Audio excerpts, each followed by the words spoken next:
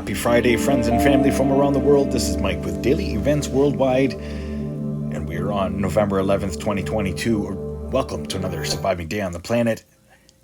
Welcome to the Daily Do, giving you your space weather update, as well as a look at earthquakes and world weather.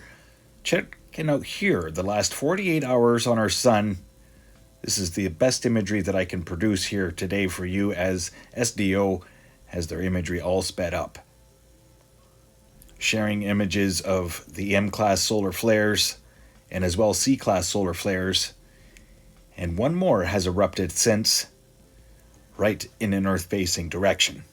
Solar X-ray flux remains in a heightened B range, almost C, but you can see another C-class flare there recently today. Geomagnetic activity elevated up to KP3 as we are experiencing a minor radio blackout impact. High-frequency radio disruptions. Real-time solar wind, we're sitting at 423 kilometers per second as we were expecting this space weather to come in. It dropped down to 316 yesterday. Most notable there, the positive-negative polarities. Having a look at our geospace magnetosphere, showing our pressure planes. This is the space weather effects on our planet and the solar winds that it produces. ISWA Space Prediction Spiral showing a CME taking off towards Earth, expecting to arrive November 14th into the 15th. As you can see, that is in the north-facing direction and is arriving 3 days, 72 hours. Now let's get to earthquakes past 24 hours, as we had a very busy day. Started out with a large 7.3 early this morning in Tonga. That's right, Nafu, Tonga, 24-kilometer depth, 7.3 earthquake. Pacific tsunami watches were put out straight across the Pacific Ocean, and aftershocks continued through the region. Just wanted to give you a little close look here at where these earthquakes are happening. This is the Kermadec Trench, Tonga region. First earthquake struck south of that large seamount on the Pacific floor, 7.3, and then one on the north side of it happened, 5.1, and then a 4.6 and a 4.9. So we quite possibly could have a submarine volcano or a new volcano trying to create itself right in the Pacific Ocean off the Kermadec Trench. A lot of activity. 4.9 earthquake here, Vanuatu today, 636 kilometer depth. And after the 7.3 earthquake, we saw a very deep and rare earthquake, Brazil, 5.0 here in Taraka, Brazil, 627 kilometer depth. As I said, very rare for South America to have such a deep earthquake. Mid-Atlantic Ridge saw a 5.0 and as well a 5.3 today. So stress across the world right now. USGS reporting 230 earthquakes in the past 24-hour period. Caribbean Plate saw some activity. Largest through the region was a 3.8, Punta Cana. As well across the New Madrid today, Tiptonville, Tennessee, 3.2 earthquake, and as well Arkansas with a 2.5. Largest on the west coast was a 3.2 here, Searles Valley, California. And no new swarms to talk about across the North American plate. It's actually pretty quiet considering Hawaii still seeing activity. Largest through the region today was a 3.6. And Alaska still rumbling away.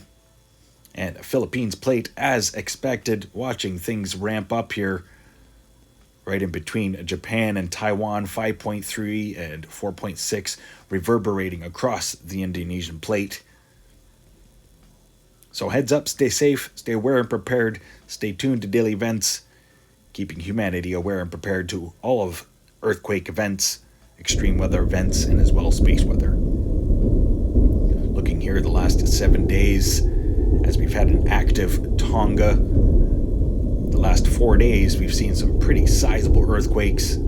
7.0, 6.5, 6.5, and a 7.3. Possible seamount eruption imminent.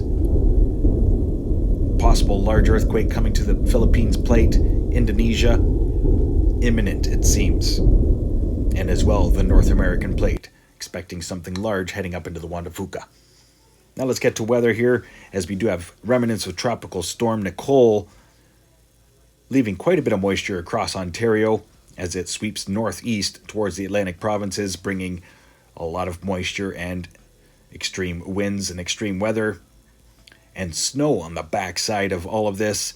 Alberta Clipper coming into the mix later this week is going to pretty much settle winter in for most of North America. You can see lots of snow falling by the end of this forecast into the 18th, the 20th. Pretty big snowstorm developing here. Could see some blizzard-like conditions northeastern United States and Central Plains as that Alberta Clipper races through. And polar vortex setting up for winter. So will all these systems be turning to snow? Interesting developments across the Atlantic as these systems keep spinning around the North Atlantic right now. Remnants of Tropical Storm Martin and now Nicole will be getting into the mix. Looks like Nicole will be heading straight for Ireland. 14th into the 15th, giving it a little brushing. But the low pressure center continues on to the North Pole. Strong system and moisture moving into the Atlantic provinces for the long range, overlooking Europe. No major weather developments except for the Mediterranean. Quite a bit of moisture. A lot of snow is falling across Russia, northern China. Low pressure system heading into India this week. And it looks like that low pressure center that was heading towards Yemen has dissipated. Quick look over the Pacific Ocean. All of these systems spinning across the planet. Interesting rotation there in the North Pacific and as well in the South Pacific off the coast of Australia and New Zealand. Particularly. Long range forecast showing a lot of moisture moving in and a storm heading for Japan.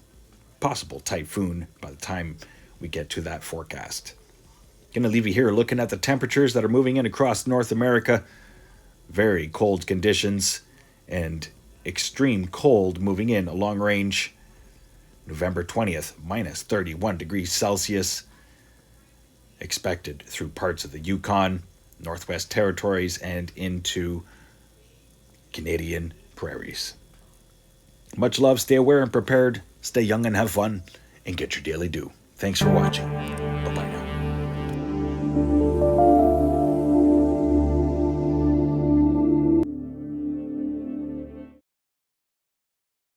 If you enjoyed today's video, please hit that like button, subscribe, share with your friends and family from across the world.